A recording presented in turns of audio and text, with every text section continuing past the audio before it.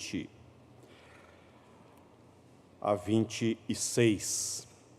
João, capítulo 11, os versos de 20 a 26. Marta, quando soube que vinha Jesus, saiu ao seu encontro. Maria, porém, ficou sentada em casa. Disse, pois, Marta a Jesus: Senhor, se estiveras aqui, não teria morrido meu irmão. Mas também sei que, mesmo agora, tudo quanto pedires a Deus, Deus tu concederá. Declarou-lhe Jesus: teu irmão há de ressurgir. Eu sei, replicou Marta, que ele há de ressurgir na ressurreição, no último dia. Disse-lhe Jesus: eu sou a ressurreição e a vida. Quem crê em mim, ainda que morra, viverá. E todo o que vive e crê em mim, não morrerá eternamente. Crês isto? O Evangelho é fonte de vida. O Evangelho é o poder de Deus, como diz o apóstolo Paulo, para todo aquele que crê. O Evangelho é a boa notícia de Deus ao ser humano. O Evangelho é glorioso na vida do pecador. O Evangelho gera vida na vida do pecador. O Evangelho salva o pecador. Porque o Evangelho é Jesus Cristo. Hoje nós estamos celebrando a vida. Nós estamos agradecendo a Deus pela vida. Porque o nosso Deus é Deus eterno, que nos chama para a eternidade. E a Bíblia vai dizer que Deus tem prazer na morte dos santos. Porque para nós a morte é vida. Por isso que nós celebramos ações de graças. Porque nós não morremos eternamente. Assim cremos. E esse texto está falando exatamente sobre isto. E é interessante que nesse texto nós encontramos Jesus na casa de seus amigos em tempo de luto, em tempo de morte, em tempo em que a tristeza, a dor, a separação se fez presente. O amigo de Jesus, o irmão de pessoas a quem Jesus amava, Marta e Maria, morreu. Jesus foi avisado. E ele chegou depois da morte do irmão. Mas Jesus fez questão de estar naquela casa. Ele foi até aquela casa. E ele não foi atrasado, ele chegou na hora certa. Obviamente que é um milagre, um episódio extraordinário, que é a ressurreição de Lázaro. É tirar o Lázaro do túmulo e trazê-lo à vida. Isto de fato ocorreu, esse milagre. Jesus deu ordem ao corpo de Lázaro para trazê-lo de volta à vida. E assim se fez. Mas há um ensinamento nesse texto que é profundo, que é importante, que não podemos desconsiderar. Qual é o ensino? É o que Marta já sabia, é o que Marta já conhecia, é que Jesus já havia ensinado aquela família acerca da eternidade. E o que Jesus ensina, o que Ele afirma, o que Ele sustenta, o que Ele coloca neste episódio acerca de si mesmo. Meu irmão, minha irmã, nessa noite, eu gostaria de chamar a sua atenção especialmente porque nós estamos em período de quaresma, e nós estamos aqui celebrando a vida de Dona Maria, que já descansou no Senhor, mas nós estamos vivos, e bem vivos, e somos servos e servas do Senhor, e você que nos acompanha, você conhece a revelação bíblica, e conhece talvez esse episódio, e o que Jesus afirma é algo interessante. Ele vai dizer no versículo 25, eu sou a ressurreição e a vida, quem crê em mim, ainda que morra, viverá. E o versículo 26, e todo o que vive e crê em mim, não morrerá eternamente. E aí ele formula uma pergunta, crês isto? Então a minha pergunta, nesta noite, é a mesma de Jesus para você, você crê nisto? Você crê nessa afirmação de Jesus? Porque disso depende a vida e a morte. Nesta resposta que você dá a essa pergunta que Jesus formula, nesta noite a você e a mim, está proposto o inferno e o céu. A vida eterna com Deus e a vida eterna sem Deus. É o Evangelho. Jesus está afirmando, eu sou a ressurreição e a vida. Ele aponta para suas amigas, Marta e Maria, na morte do filho, na morte do irmão, ele afirma, eu sou a ressurreição e a vida. Quem crê em mim, ainda que morra, viverá. Esta é uma das mais extraordinárias afirmações da revelação bíblica. A vida está na pessoa de Jesus. Ele é a vida. E porque Ele é a vida, Ele também é a ressurreição. Então, esta é uma pergunta que exige de nós uma bela resposta, uma grande resposta.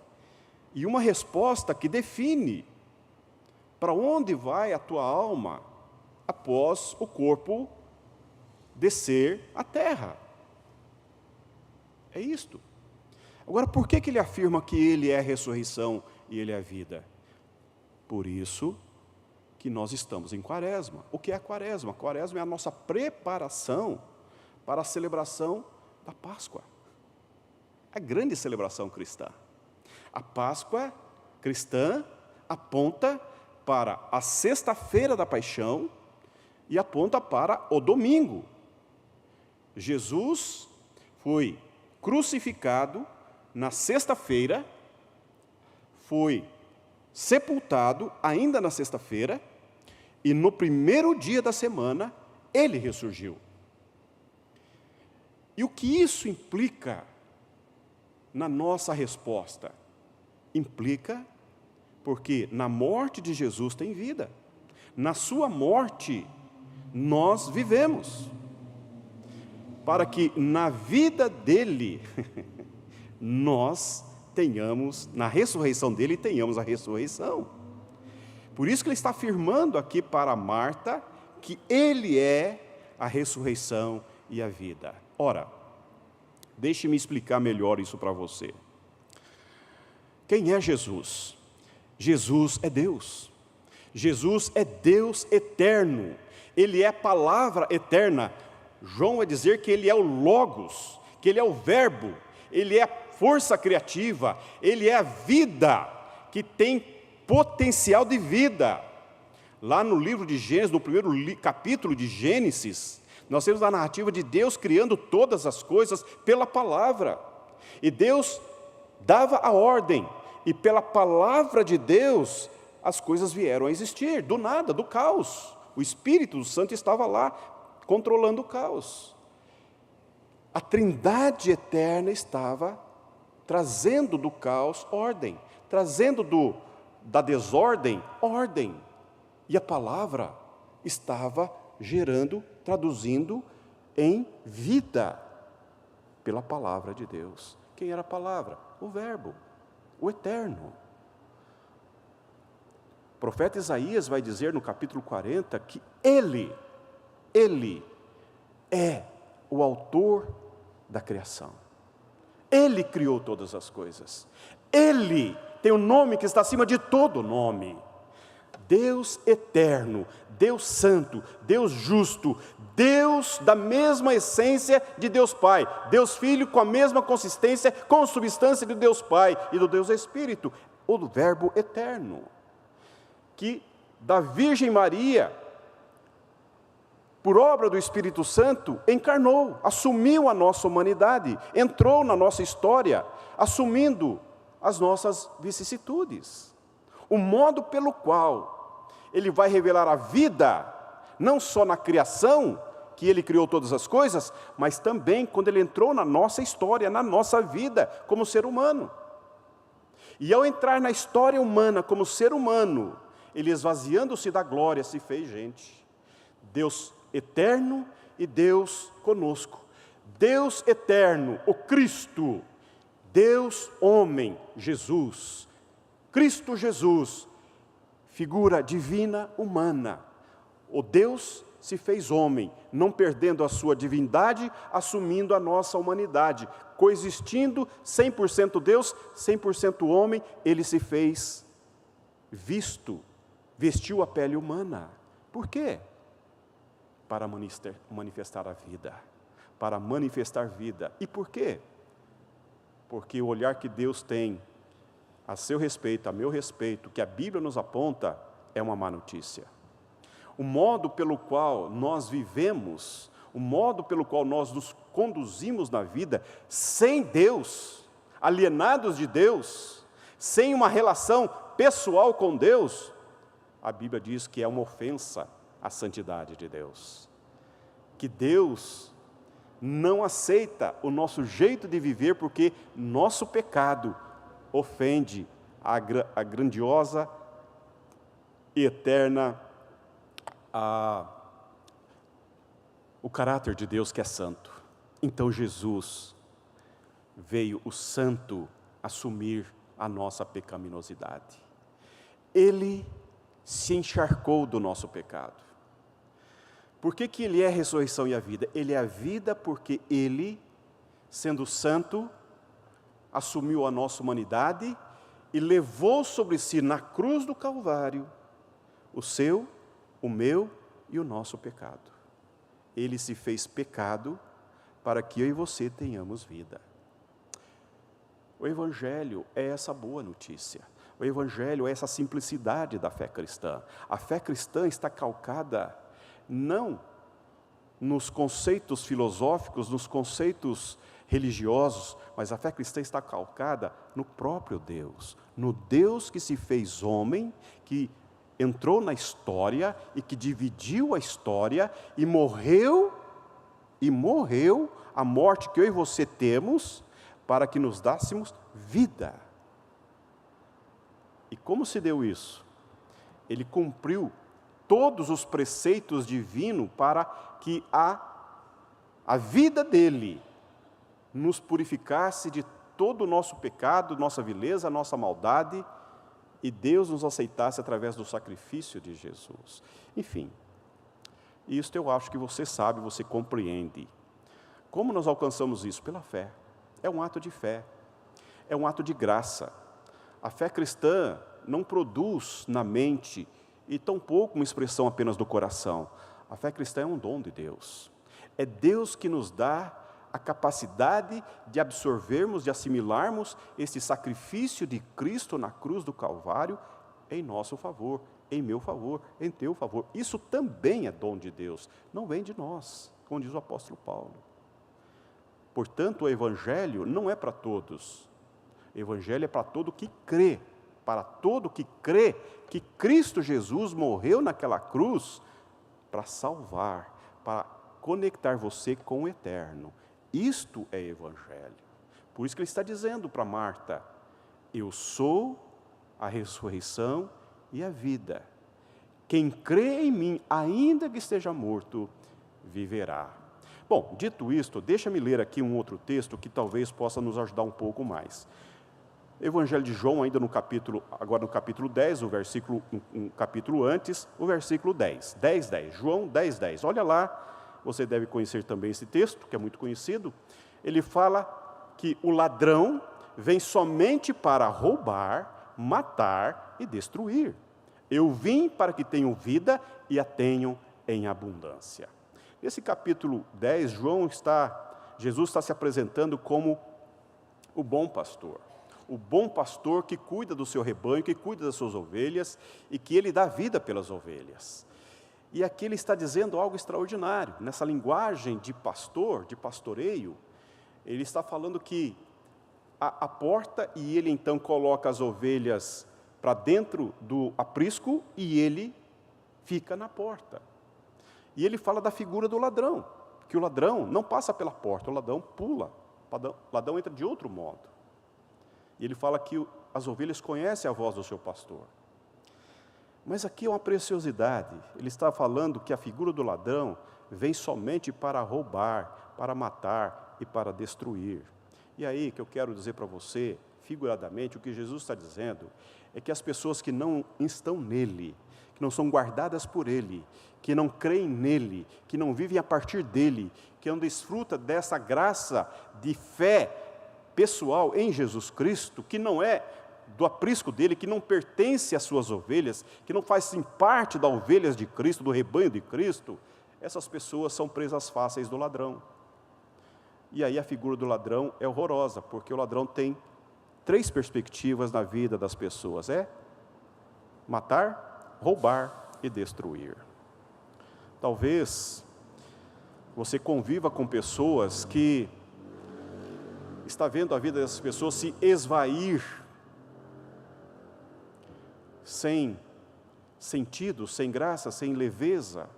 Há pessoas que levam a vida de maneira tão sôfrega, tão cansativa, pessoas que estão exauridas, cansadas, pessoas que não têm leveza na alma, não têm graça na vida, vivem com peso, com fardo enorme sobre os ombros, pessoas que não desfrutam de uma alegria perene, tranquila, refrigério na alma. Há pessoas que trazem consigo um peso, um fardo enorme, que viver dói demais. E aí, me permitam falar de Dona Maria, porque Dona Maria é uma mulher que casou-se e teve filhos, e ela revelou um dom, aliás, 2 dons extraordinários. O primeiro é o cuidado. Uma mulher que sempre se lançou ao cuidado. Ela, 18 anos, essa mulher se gastou ali no Erasto Gettner, ao cuidado de pacientes. E ela fazia atividades mais simples. A família preparou lá uma cozinha, que ela disse como gostaria que fosse essa cozinha. As pessoas faziam as refeições e ela se colocava à disposição das pessoas para alimentar os enfermos que estavam necessitando de cuidado. Essa mulher, por 18 anos, fez esses serviços mais simples possíveis, cuidar de pessoas que não podiam cuidar de si, cuja família estava longe de casa. Ela se deu a esse serviço. Por quê? Porque comida era coisa dela. Fazer boa alimentação era outro dom que ela tinha. Ela tinha um restaurante, Maria Durski, a avó Maria. Desse restaurante, a família empreendeu, e hoje tem aí a família uma rede de alimentos que alimenta tanta gente. Eu penso que Dona Maria, quando estava no seu restaurante, talvez dentro de casa, com seus filhos e netos, e vendo a família saborear o seu alimento, saborear o seu tempero, comer a boa comida que ela comia, isso fazia um sentido enorme para a vida dela. Isso enchia de vida a família. Isso trazia sentido para as pessoas. Eu penso que quando uma pessoa procura um restaurante, uma família, e se senta à mesa numa família, a um restaurante, e é servido de boa refeição, num ambiente bem agradável, bem confortável, e é o que Dona Maria proporcionava nos seus negócios, tanta coisa boa acontece em torno de uma mesa boa, não é verdade? A reconciliação, a pedido de perdão, a pedido de casamento, a acertos das coisas do futuro, a negócios que são resolvidos na mesa. Eu fico pensando como que a vida de Dona Maria trouxe tantos benefícios na vida de tantas e tantas e tantas pessoas que ela jamais imaginou na vida dela. Através do viver, da simplicidade do viver, a partir do seu dom, da sua atividade tão simples, mas que ela fazia com tanta dedicação, com tanto amor, com tanto esmero, isso nas mãos de Deus, produziu tantos e tantos benefícios que ela jamais poderia enumerar. O bem que ela fez na vida de tantas e tantas pessoas, vivendo, fazendo aquilo que para ela era algo tão tranquilo, tão fácil, tão natural. E entre nós, todos os domingos de manhã, à noite, sorriso largo, perene, tranquilo.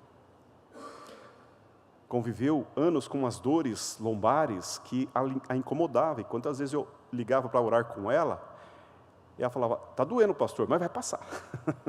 Está doendo, mas vai passar.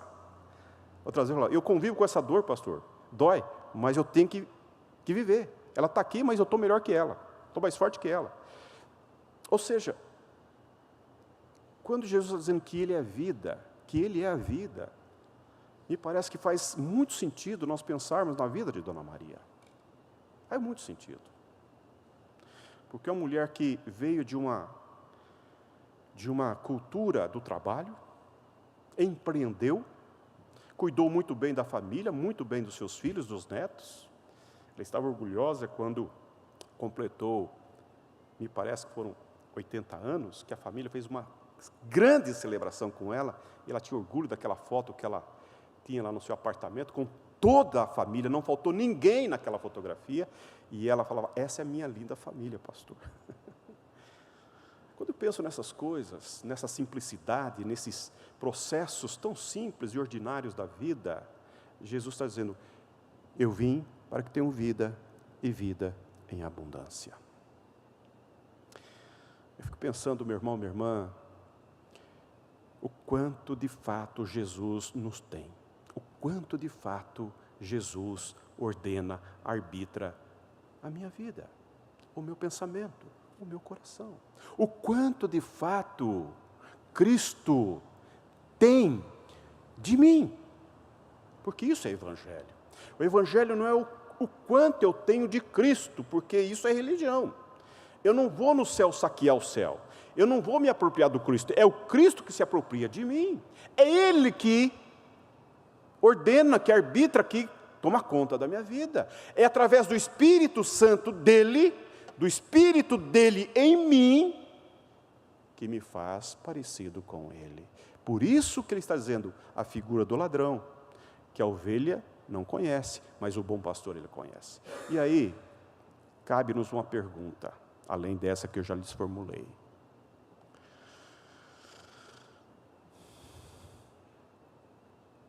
Quais são os ladrões que rondam a sua alma e o seu coração? Essa é uma boa pergunta, que merece uma boa resposta. Porque nessa noite, quando nós estamos celebrando a vida, e gratos a Deus pela vida de Dona Maria, é possível que haja alguém entre nós que está estranhando essa expressão de eternidade e de ressurreição. Mas isso para Dona Maria era algo equacionado, resolvido, tranquilo, como é para você e para mim, eu acredito. Se não é para você, eu queria convidar você a pensar seriamente sobre isso. Seriamente sobre a sua eternidade. Considerar seriamente para onde vai a tua alma quando você deixar essa terra, quando você deixar esse mundo, porque Jesus está dizendo, eu sou a ressurreição e a vida. A vida está em Jesus. A vida não é essa vida que nós vivemos tão somente. Não é esse processo que é tão rápido, como chegou a Dona Maria, foi tão para nós, tão abrupta a partida dela, tão rapidamente, ela estava conosco no domingo, no outro domingo, já não estava mais nem entre nós. Ela estava aqui, e a família estava preparando para celebrar o aniversário de Dona Maria, de repente, o caminho foi outro. Essa vida é breve, essa vida é passageira. Dona Maria compreendeu que a vida era um ensaio para a eternidade. É um ensaio para a eternidade. E aí, Jesus nos convida para isso. Viver plena e totalmente essa vida, como se fosse o último dia que nós temos de vida. Meu irmão, deixe-me falar uma coisa para você. Não permita que a tristeza, que a ansiedade, que a angústia, que a dor, que as preocupações roubem de você a vida a leveza da vida, a graça da vida, a simplicidade da vida. Eu convido você seriamente a olhar essa expressão de Jesus: eu sou a ressurreição e a vida. E ele diz: o ladrão vem para roubar e matar, eu vim para que tenham vida e vida em abundância. É qualidade de vida, é vida cheia, é vida plena, é vida com gosto de vida. Ele suportou a cruz, ele foi para a cruz como ser humano, sofreu todas as dores. Como Deus, a sua alma foi encharcada, foi vilipendiada pela vileza do nosso pecado. A sua alma desceu ao Hades, mas o que exalava dele era a pura doçura. Pai, perdoa-lhes, perdoa-lhes. Ele deu 7 palavras, que nós vamos estudar na próxima sexta-feira da paixão, 7 palavras falando de vida, vida.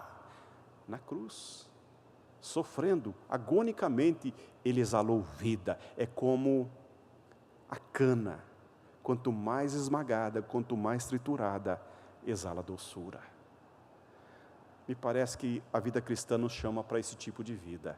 Jesus nos convida para viver a vida com intensidade, com alegria, com leveza, como Dona Maria caminhava entre nós aqui com muita graça, com muita leveza, com muita alegria, com muita simplicidade, fazendo da sua vida uma grande festa todos os dias. Eu quero encerrar minha palavra dizendo para você nesta noite: não desperdice a sua vida, não viva a vida errada, não viva uma vida a partir do ladrão, a partir de uma vida rota, sem graça, medíocre, não.